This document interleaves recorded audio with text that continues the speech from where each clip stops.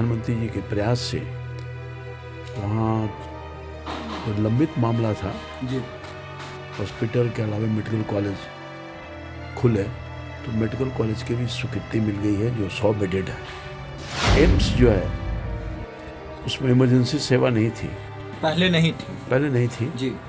बाद के दिनों में मेरे प्रयास से इमरजेंसी सेवा भी प्रारंभ हुआ और वहाँ कई फैकल्टी जो कार्यरत नहीं थे जी उसको भी कार्यरत कराने में मेरी अहम भूमिका है। समस्या के तरफ है उससे निजात निकाला जा सके, खासतौर पर शिक्षा। तो वहाँ तो आपने देखा होगा कि शिक्षा का एक बहुत बड़ा व्यवस्था है। IIT वहाँ खुला हुआ है बेटा में। नमस्कार, आप देख रहे हैं लाइव सिटीज़। मैं हूं आपके साथ सौरभ राज। मेरे साथ पाटलिपुत्र सांसद रामकृपाल यादव हैं। इनसे जानेंगे कि अपने क्षेत्र की जनता के लिए यह क्या कुछ कर रहे हैं और संसद में जो जनमानस का जो मुद्दा होता है क्या उठा रहे हैं और जनता के लिए क्या कुछ नया कर रहे हैं। सर, आप अपने क्षेत्र की जनता के लिए संसद में कौन से मुद्दों को उठाए हैं या कौन से मुद्दों के ऊपर आप काम कर रहे हैं? वैसे अभी तक तो बहुत सारी समस्या जो मेरे क्षेत्र से जुड़ा हुआ है खास तौर पर उसको मैंने उठाया है। बहुत सी समस्याओं का निदान भी हुआ है जी। विभिन्न स्तरों पर जो विभिन्न विभाग के मंत्रीगण हैं उनसे भी व्यक्तिगत तौर पर मिलकर के उनसे आग्रह किया अपने क्षेत्र के डेवलपमेंट के कार्य के लिए और लगातार लगे हुए भी हैं। तो मुख्य रूप से काम हुआ है। अभी हाल के दिनों में मैं धन्यवाद देना चाहता हूँ प्रधानमंत्री जी का और माननीय श्रम मंत्री जी का। जो बिहटा में अवस्थित हॉस्पिटल वो भी मेरे कार्यकाल में ही उसका शुरुआत हुआ और अभी हाल में ही माननीय प्रधानमंत्री जी के अथक प्रधानमंत्री जी के प्रयास से वहाँ जो लंबित मामला था जी हॉस्पिटल के अलावा मेडिकल कॉलेज खुले तो मेडिकल कॉलेज की भी स्वीकृति मिल गई है जो 100 बेडेड है। तो वो ESI का जो हॉस्पिटल है जी वो बहुत बड़ा लाभदायक सिद्ध होगा, न सिर्फ कर्मचारियों के लिए मजदूरों के लिए बल्कि आम जन के लोगों के लिए, क्योंकि उसमें आम जन लोग भी इलाज करा रहे हैं और ये कंटिन्यू रहेगा। तो मैं समझता हूँ कि इसके अलावे कई ऐसे काम हैं जिसका निष्पादन राज्य सरकार के माध्यम से और केंद्र सरकार के माध्यम से किया गया है। अभी हाल के दिनों में मेरे ही कार्यकाल में बिहटा को अंतर्राष्ट्रीय स्तर का हवाई अड्डा बनाया जाए, उस हवाई अड्डे के निर्माण की स्वीकृति भी मिल गई है। राज्य सरकार ने ज़मीन भी उपलब्ध करा दी है मगर अभी तक काम प्रारंभ नहीं हुआ है। मेरा यह प्रयास है जी कि अविलंब वहाँ काम प्रारंभ हो जाए, चूँकि एलिवेटेड रोड वगैरह जो है और भी कई तरह के रोड बिहटा एयरपोर्ट से जोड़ने का काम किया गया है जो पटना के लिए एक माइलस्टोन साबित होगा। तो इसके अलावे ये जो नमामि गंगे अभियान के तहत मेरे प्रयास का ही प्रतिफल है कि दानापुर के इलाके में दीघा और दानापुर के इलाके में जो दानापुर संसदीय क्षेत्र का इलाका है वहाँ एक 100 गृह का निर्माण हुआ है और एक घाट का निर्माण कार्य चल रहा है।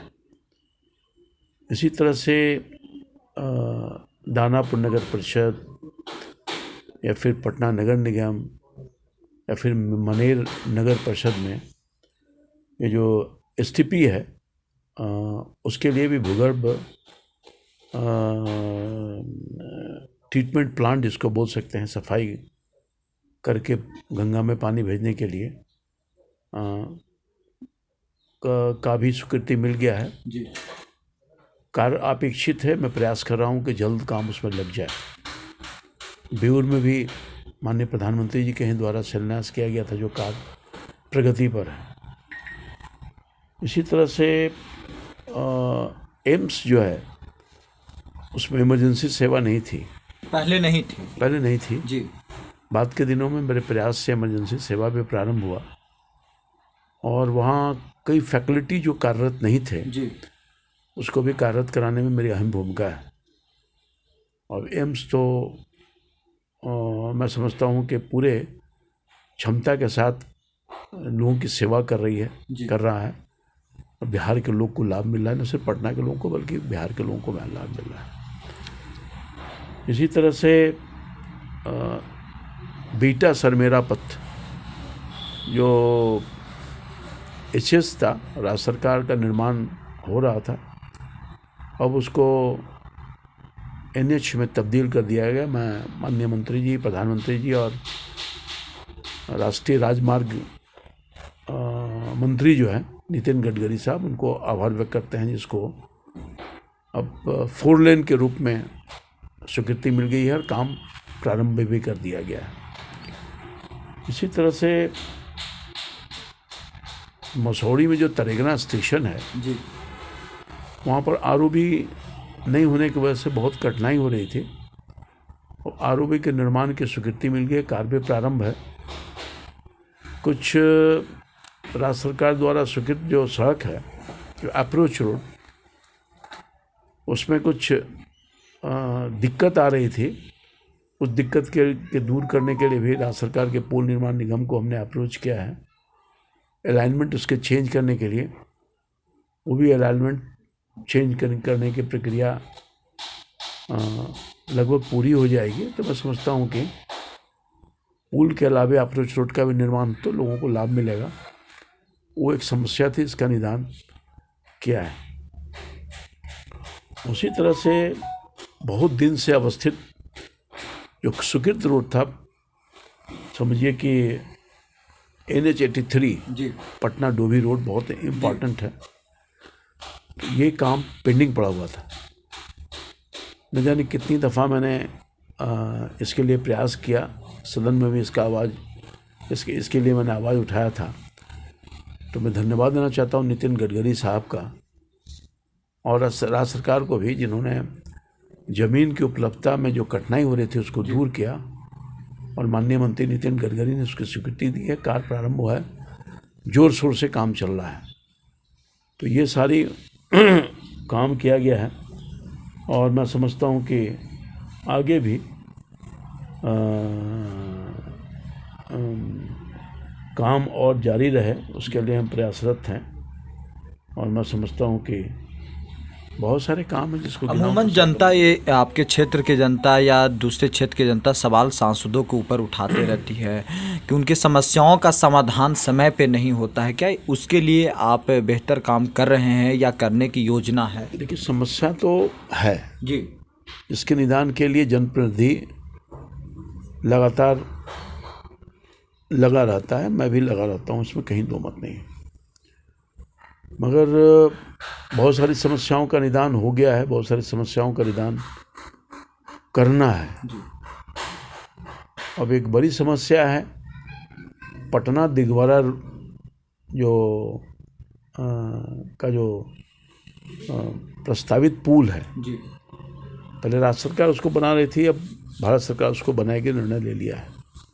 अब दियारा के इलाके में लगभग 50,000 आबादी है, दानापुर के दियारा के इलाके में।